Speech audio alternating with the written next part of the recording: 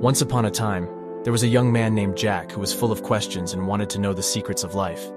He had read books, attended lectures, and even traveled to different countries to find answers. But he was still unsatisfied. One day, Jack heard about a wise old sage who lived in a remote part of the forest. He decided to go and see the sage, hoping that he would have the answers he was looking for. When Jack arrived at the sage's hut, he found him sitting outside, looking out into the distance. Jack approached him and said, "Excuse me, sir. I have come a long way to seek your wisdom. Can you teach me the secrets of life?" The sage remained silent for a few moments, looking at Jack with a gentle smile. Then he said, "My dear child, the secrets of life cannot be taught. They can only be experienced. But I will give you a piece of advice that might help you on your journey. Practice silence." Jack was puzzled. "Silence? What do you mean?" The sage replied, "Silence is the key to understanding the world and yourself. When you are silent, you can hear the world around you. You can hear the birds chirping, the wind blowing, and the sound of your own thoughts. When you are silent, you can also hear the voice of your inner wisdom.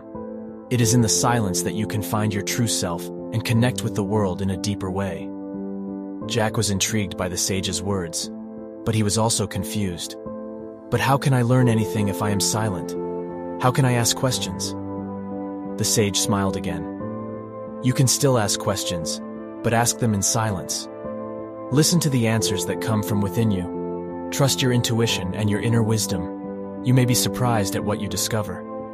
Jack was not sure if he understood everything the sage had said, but he decided to give it a try. He thanked the sage and left the forest, determined to practice silence. At first, it was not easy for Jack to be silent.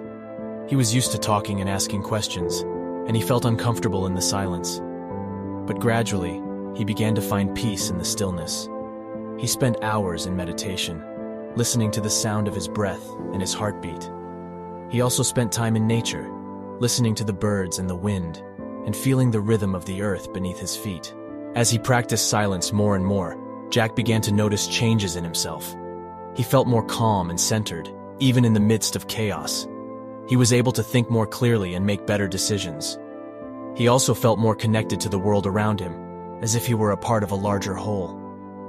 One day, Jack returned to the sage's hut to thank him for his advice. When he arrived, he found the sage sitting in the same spot, looking out into the distance. "Sir," said Jack, "I want to thank you for teaching me the power of silence. It has changed my life." The sage turned to Jack and said, "I did not teach you anything, my dear child. You taught yourself. You discovered the secrets of life within yourself through your practice of silence. The wisdom was always within you. I just helped you uncover it." Jack smiled, realizing that the sage was right. The wisdom had been within him all along. He thanked the sage again and left the forest, feeling grateful for the lesson he had learned. From that day on, Jack continued to practice silence every day. He found that it helped him to stay calm, centered, and focused, even in the midst of chaos. He learned that sometimes, the greatest lessons can be learned by simply being quiet and listening. He discovered that in the silence, he could connect with his inner self and find answers to his questions. Over time, Jack became known for his wisdom and his ability to listen.